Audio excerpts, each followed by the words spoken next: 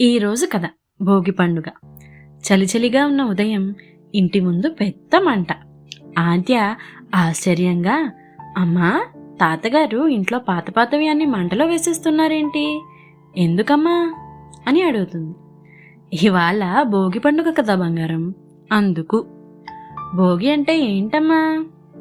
భోగి అంటే పాతదాన్ని వదిలేసి కొత్త జీవితాన్ని మొదలుపెట్టే రోజు.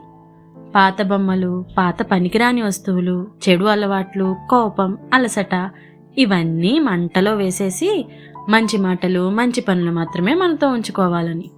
ఆద్య, భోగి రోజున చిన్నపిల్లలకి ఏం చేస్తారు తెలుసా?